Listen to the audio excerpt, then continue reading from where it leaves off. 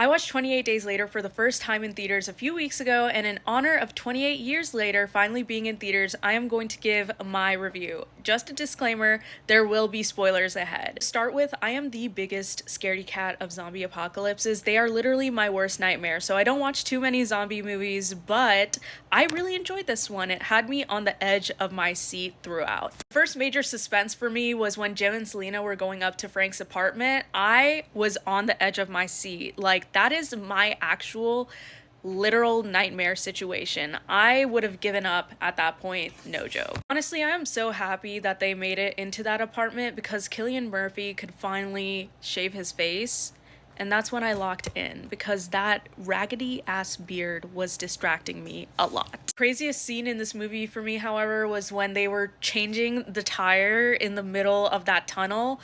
My insides were twisting, okay? I could have never done that under pressure. I don't know how they got through that. As soon as they got to the base with the soldiers or whatever, I was just like, something is not right. There are only men here. This is not gonna end well.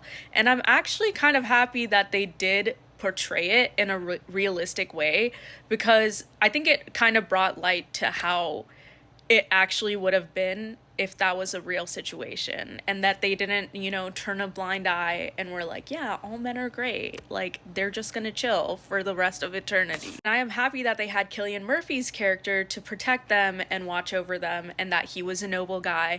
I am so happy that he went after each and every one of those bastards. But can you imagine surviving the zombie apocalypse and then you just end up dying because you're an asshole? Like, that's crazy. And then at the end, when they started making out with each other with blood all over themselves, I was just like, damn, that is some true lover shit. Now on to some random thoughts I had throughout the movie. So the first one was, this is the UK. If this was the US, oh my god, can you imagine how many guns there would be? Like, these zombies would not stand a chance. Another random thing that I noticed in the movie was when they went to the grocery store to stock up on their supplies, like, everything was so neatly organized. And I was like, why haven't these, like, been ravaged through?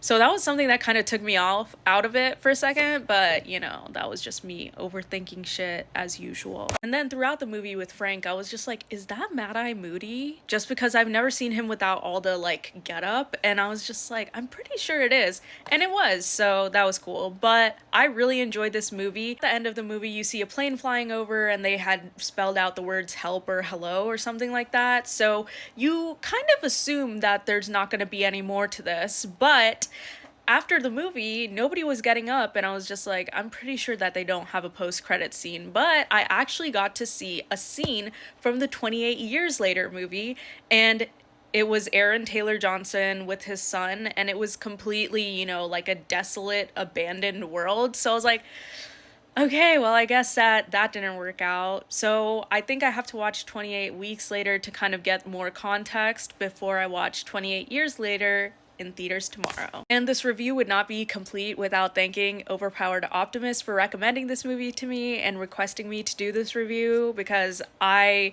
put it on the back burner for so long. But thank you for requesting this review. I hope you like it.